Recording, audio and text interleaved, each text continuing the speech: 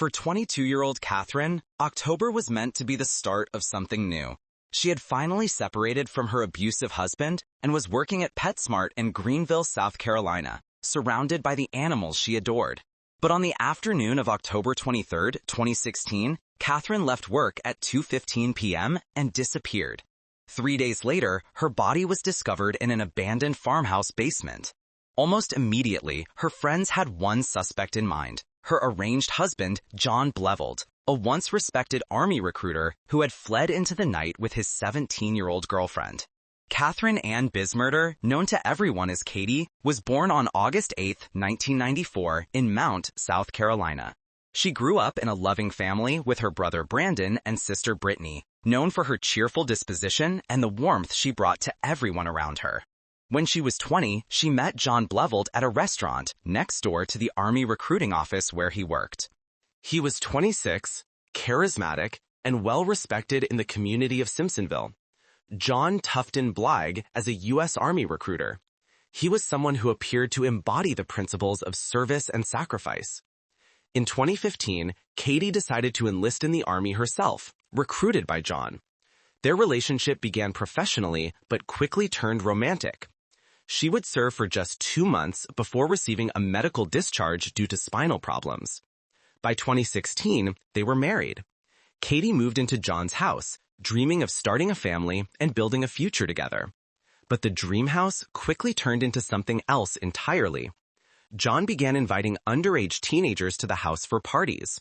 There was marijuana, alcohol, and harder drugs. One of the regular visitors was 17-year-old Hannah Thompson from Hillrest High School, where John often worked as a recruiter. Katie had wanted a home where she could raise children. Instead, she found herself living in what became known as a party house. As the months passed, she grew increasingly frustrated and told John the partying had to stop. Hannah Thompson was described by investigators as being 100% in love with John Blevold. Investigator Cheryl Schofield would later say that Hannah was like John's puppy and would do anything he wanted. She also said that Hannah absolutely despised Katie. By early 2016, less than 3 months after their wedding, Katie had moved out of the house. Almost immediately, Hannah moved into John's bedroom. The situation was about to get much worse. On February 26, 2016, Hannah Thompson's father contacted police. He hadn't seen his daughter for 2 weeks and was concerned about her relationship with John Blevold, a man more than 10 years her senior. That same night, police arrived at John's house and found Hannah there. He was charged with contributing to the delinquency of a minor. That very same day, Katie Blevold filed a domestic violence report with police. She told them that a month earlier, John had threatened her with a gun, pointing it at her head during an argument. The charges were stacking up against the once respected Army recruiter. The Army took swift action. John's career, which had defined him for years, was suddenly in ruins. The Department of the Army cut his pay and disciplined him, removing him from the recruiting duties that had been his life. John blamed Katie for his downfall. According to investigators, he told friends he intended to get revenge. In the months that followed, the house became even more of a haven for teenagers. Allie Somerville, a close friend of Katie, who was 16 at the time, would later testify that they were smoking weed all day, every day. She said there was also alcohol, acid, and cocaine available. This was all happening at the home of a U.S. Army recruiter. During this period, Somerville wrote a disturbing to-do list and placed it on the refrigerator. It read simply, "Get rid of Katie for good." By October 2016, Katie and John had separated officially. There was a restraining order in place preventing contact between them. Her family said she seemed to be finding peace at last, but John Blout's behavior was becoming increasingly erratic. On his phone, investigators would later discover a series of disturbing Google searches made in the weeks leading up to Katie's murder. How to sharpen a knife, and what do I do when my wife dies? October 23, 2016 started like any other day for Katie Blout. She went to work at PetSmart on Woodruff Road in Greenville, surrounded by the animals that brought her joy. At 2:15 p.m., she left work for the final time. She was supposed to meet friends that evening, but she never showed up. When her family couldn't reach her, they immediately knew something was wrong. This wasn't like Katie, so they reported her missing. According to arrest warrants, Hannah Thompson drove John Blevel to Woodruff Road that afternoon and dropped him off near Katie's workplace. It would be one of several ways she would help facilitate what was about to happen. At 4:17 p.m. on October 24th, Katie used her mobile phone for the last time. She took a selfie from inside her car. She had no idea that her arranged husband was nearby waiting. At 5:03 p.m., John called Hannah Thompson. Just 1 minute later, at 5:04 p.m., he sent her a Snapchat message saying, "Check out your Snapchat." The contents of that Snapchat were deleted from John's phone, but investigators believe it contained evidence of what he had just done. The abandoned farmhouse in Simpsonville had stood empty for more than 20 years. It was a place where local children sometimes played, and Katie herself had been there as a child. On this October evening, it would become the scene of unimaginable horror. Jay stabbed Katie, and evidence showed she fought back. DNA would later be found under her fingernails, but she had no chance against her much larger attacker. John then dragged her body through a basement window and stuffed it into a rectangular concrete box in the center of the basement. But he wasn't finished. He then drove her car to a parking lot on White Horse Road and abandoned it there. Hannah Thompson followed him in another vehicle to provide his getaway. The police would later have surveillance footage showing the exact moment Katie's car was left in that parking lot. For 2 days, Katie's family lived in terror, not knowing where she was or what had happened. Her mother, Patricia, said she was terrified that something was going to happen to her. The police had immediately launched a search when she was reported missing. This was completely out of character for Katie.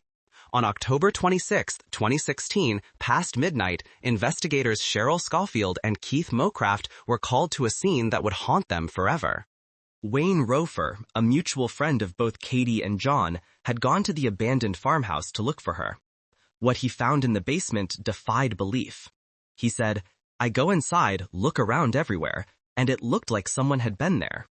I went through and checked the whole place, went downstairs, and found her." He called police less than a minute after making the discovery. Investigator Keith Morecraft described the scene. There was a rectangular concrete box kind of in the center of the basement. We found Katie's body inside that box. Katie was just 5'1" tall, a teeny little thing as her mother described her. The sight was so horrific that even experienced investigators were shaken.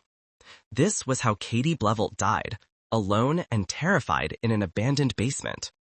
Her mother, Patricia, was devastated. "I was totally empty inside," she said. "She did not deserve to be murdered." When investigators arrived to give John Blount the news of his wife's death, his reaction immediately raised red flags. He didn't ask the normal questions that a grieving spouse would ask. He didn't say, "Where did you find her?" or "How did she die?" Instead, his first words were, "She flipped my life upside down." Keith Morecraft, who delivered the death notification, was struck by John's lack of surprise or normal grief responses. "Didn't seem to really care that she was gone, let alone had been murdered," said Captain Schofield. A week later, investigators interviewed John more formally. His behavior was even more disturbing. "I lost a friend," he told them. "Maybe not the best wife, but I lost a friend." When asked if he had gone to see her body at the funeral home, he said yes, but that he had taken Hannah with him. But police couldn't arrest someone based on suspicious behavior alone. They needed evidence. And while they began building their case, John Bleuvelt made a decision that would define the next 6 years of this investigation. He ran. John took his red GMC Yukon and disappeared. With him was 17-year-old Hannah Thompson. For investigators, this presented a terrifying possibility. If he was willing to kill his own wife, there's no telling what kind of danger Hannah Thompson would have been in by fleeing with him. On November 18, 2016, police finally had enough evidence to obtain an arrest warrant charging John Bleuvelt in possession of a weapon during a violent crime. But he was already long gone. The same day, Hannah was reported missing by her parents. The teenage girl who had helped facilitate Katie's murder was now on the run across America with an accused killer. While John Bleuvelt was fleeing across the country, investigators in Simpsonville were meticulously building their case. The evidence they uncovered painted a picture of premeditated murder driven by revenge and rage. John's phone records revealed the disturbing Google searches he had made in the weeks before Katie's death. Beyond how to sharpen a knife and what do I do when my wife dies, he had also searched for when can police tap your phone. Between October 18th and November 1st, 2016, he had made numerous searches for Katie in Simpsonville and Blint Greenville, apparently monitoring news coverage of the case. Even more damaging were the text messages John had sent to Hannah on the day of the murder. He had sent her messages saying, "She's gone, and I'm going through with that thing." These weren't the words of an innocent man. Investigators also found John's journal, and what was written inside was chilling. In one entry, he had written, "Someday I hope you understand why I did it. The girl was evil to me." In another passage, he had written simply, "I did it." Friends and acquaintances provided testimony about John's state of mind before the murder. Allison Somerville testified that John had asked her if she wanted to go to Charleston so he could kill his wife. He had also told her that he was born to kill people, both good and bad. Perhaps most shocking of all, multiple witnesses testified that John had spoken about splitting Katie's $100,000 life insurance policy with anyone who helped him kill her. The hunt for John Blount would become one of the most extensive manhunts in South Carolina history. U.S. Marshal Will Cook became the point person in the search, and he described John as a cocky one who thought we were never going to find him. John and Hannah had been last seen in Las Cruces, New Mexico, on November 15, 2016, traveling with a female passenger police believed was Thompson. From there, their trail went cold. The U.S. Marshals discovered that the fugitive pair had traveled through Alabama, Texas, and California. They were living as a homeless couple, constantly on the move, staying off the grid. John's military training in survival and combat tactics made him a particularly challenging fugitive to track.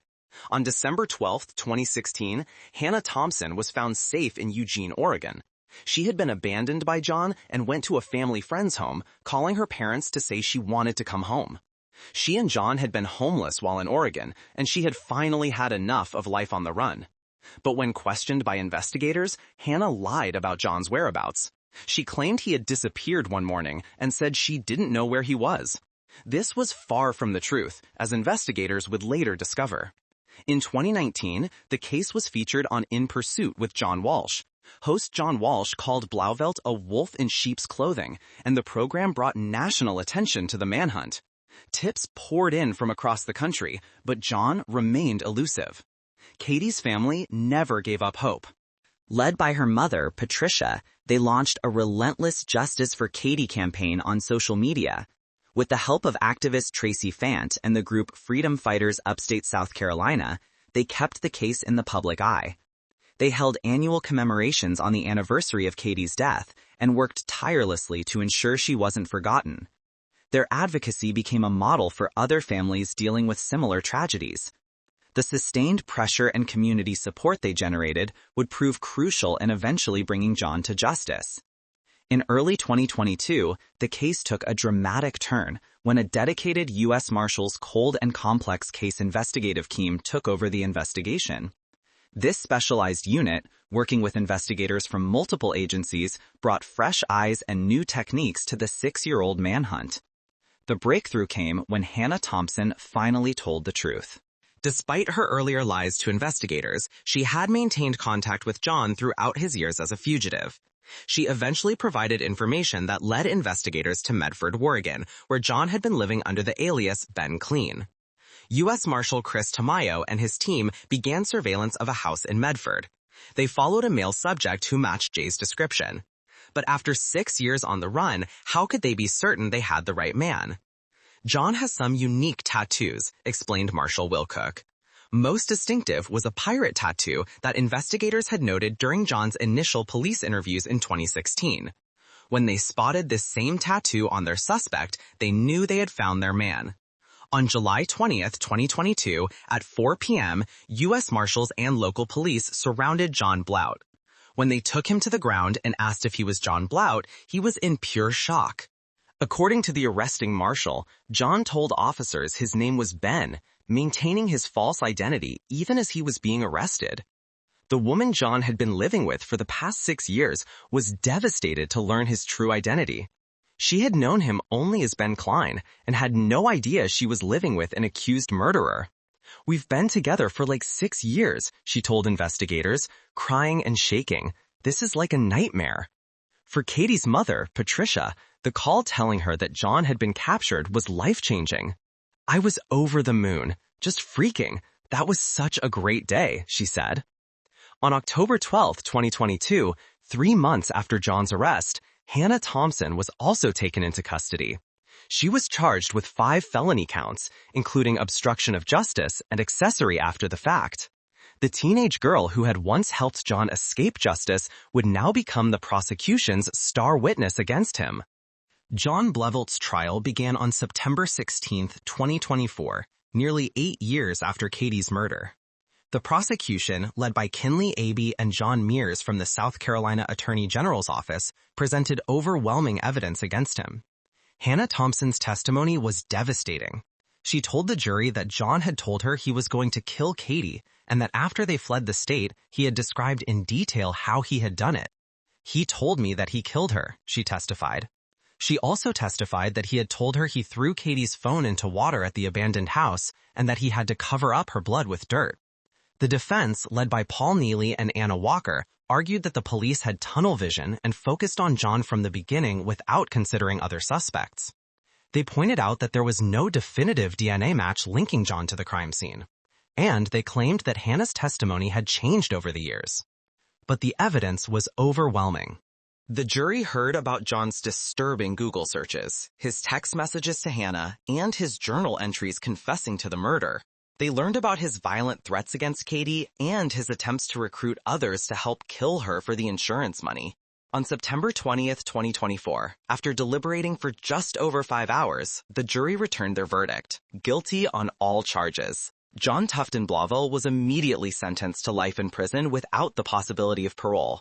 Hannah Thompson's case took a controversial turn on August 21st, 2025. Despite facing 5 felony charges and the possibility of 55 years in prison, she pleaded guilty to obstruction of justice and concealing a felony and was sentenced to just 3 years probation with no prison time. The lenient sentence outraged Katie's family. Patricia Piver called it a slap on the wrist and a punch in the gut to the family. Many believed that Hannah's cooperation as the prosecution's star witness had influenced the judge's decision. But the family felt that justice had not been fully served for the teenage girl's role